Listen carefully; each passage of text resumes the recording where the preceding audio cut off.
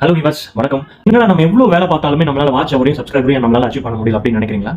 இந்த வீடியோ பாருங்க, அதுல இருந்து நீங்க வெளியில வரலாம்.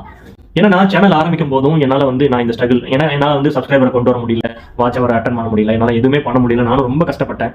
ஸோ அதுக்கப்புறம் நான் சில தவறுகள்லாம் பண்ணேன், அதுல இருந்து எப்படி மீண்டு வந்தேன் அப்படின்றத நான் இப்போ உங்களுக்கு ஷேர் பண்ண போறேன். ஸோ யூடியூப் சேனல் ஆரம்பிச்சு ஒரு 6 வருஷத்துக்கு முன்னாடி ஆரம்பிச்சது. பட் என்னால் நான் வேலைக்கு போயிட்டே பண்ணுறதுனால என்னால் ரெகுலராக பண்ண முடியல. யூடியூப்பை பொறுத்த வரைக்கும் அவங்க சில ரெக்கமெண்டேஷன் இருக்கும், நீங்கள் நல்லா பாருங்க.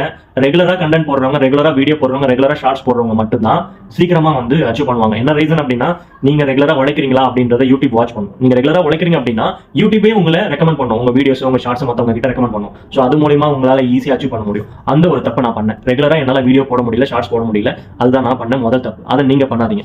ரெண்டாவது பார்த்தீங்கன்னா, நம்ம கண்டென்ட், அப்புறம் லைட்டிங், வீடியோ கிளாரிட்டி, அப்புறம் இந்த மாதிரி சில விஷயங்கள்லாம், நான் வீடியோ எடுக்கிற இடம், நான் வீடியோ எடுக்கிற அந்த லைட்டிங், அந்த சரௌண்டிங்லாம் கிளியரா இல்லை. ஸோ அது நான் பண்ண ரெண்டாவது விஷயம். அதை நீங்க பண்ணாதீங்க. நீங்க சாதாரண மொபைலே போதும். மொபைல்ல லைட்டிங் நல்லா இருக்கிற இடத்துல நீங்க இப்போ கூட நான் போடுற எல்லா வீடியோ மொபைல் வச்சு தான் போட்டுட்டு இருக்கேன். ஸோ அதனால மொபைல் தான் இருக்கு அப்படின்னு